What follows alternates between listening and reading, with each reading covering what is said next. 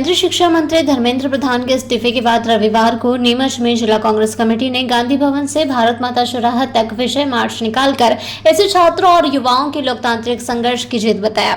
इस विजय मार्च में कांग्रेस कार्यकर्ताओं ने नारेबाजी की, पटाखे फोड़कर जश्न मनाया और कथित नीट पेपर लीक से प्रभावित छात्रों की स्मृति में मोमबत्तियां जलाकर 2 मिनट का मौन रखकर श्रद्धांजलि अर्पित की।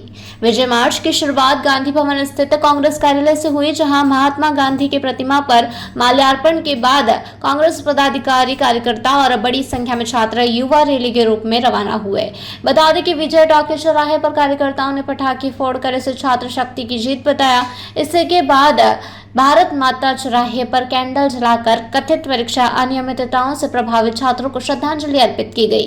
बता दें कि सभा को संबोधित करते हुए जिला कांग्रेस अध्यक्ष तरुण बाहेती ने कहा कि यह केवल एक केंद्रीय मंत्री का इस्तीफा नहीं, बल्कि देश के करोड़ों छात्रों और युवाओं के आत्मसम्मान की जीत है। उन्होंने आरोप लगाया कि नीट परीक्षा में कथित पेपर लीक और परीक्षा प्रणाली में हुई गड़बड़ियों के विरोध में देश भर में छात्रों ने सड़क से लेकर जंतर मंतर तक लोकतांत्रिक आंदोलन किया, जिसके दबाव में केंद्र सरकार को यह फैसला लेना पड़ा। बाहेती ने आगे कहा कि केवल इस्तीफा पर्याप्त नहीं है, पूरे मामले की निष्पक्ष जांच कर दोषियों के खिलाफ कठोर कार्रवाई की जानी चाहिए, ताकि भविष्य में किसी भी छात्र के भविष्य के साथ खिलवाड़ न हो। विजय मार्च में कांग्रेस के पदाधिकारी और कार्यकर्ता बड़ी संख्या में मौजूद रहे। आज विजय मार्च निकाला गया।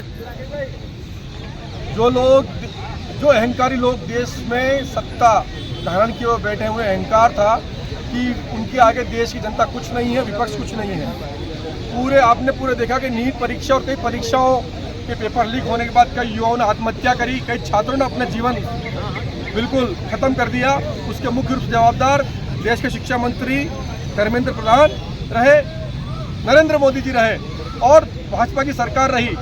पूरे देश के युवाओं ने मांग करी नरेंद्र मोदी सरकार में मंत्री धर्मेंद्र प्रधान इस्तीफा दे, लेकिन उनके अहंकार ने उन्हें इस्तीफा नहीं देने दिया। फलस्वरूप पूरे देश के युवा जंतर मंतर में इकट्ठा हुए और उन्होंने बताया कि जनता क्या होती है। और साथ ही हमारे नेता राहुल गांधी जी, जिन्होंने पूरे समय अडिग होकर इन सभी युवाओं का साथ दिया, इतिहास में पहली बार किसी प्रधानमंत्री घर पे धरना दिया और उन्होंने जताया कि पूरा विपक्ष मजबूत है और उनकी जो भाजपा की नीति अब नहीं चलने वाली है, इसको लेकर जो इस्तीफा हुआ है जनता के दबाव में, विपक्ष के दबाव में धर्मेंद्र प्रधान का इस्तीफा हुआ है, यह मोदी सरकार के पतन की शुरुआत है।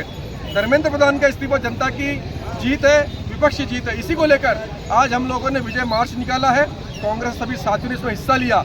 हमने यही बताया कि अहंकार की हार हुई, अधर्म की हार हुई, धर्म की जीत हुई है। और विजय मार्च में हमने आतिशबाजी कर खुशी का इजहार किया कि अहंकार हार रहा है, अधर्म हार रहा है।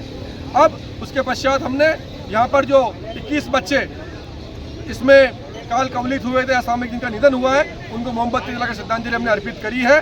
भगवान उनकी आत्मा को शांति दे और देश की जो सत्ता बेटी है, इन्हें अहंकारी सत्ता को सद्बुद्धि प्रदान करे। अब आगे क्या? आगे लगातार हम लोग देश में जो शिक्षा का परिवर्तन होना है, उसको लेकर राहुल गांधी जी पूरे देश में छात्रों की गूंज के नाम कार्यक्रम कर रहे हैं। हमारे कार्यक्रम वो चल रहा है। इस प्रकार पूरे देश में छात्रों की गूंज होगी।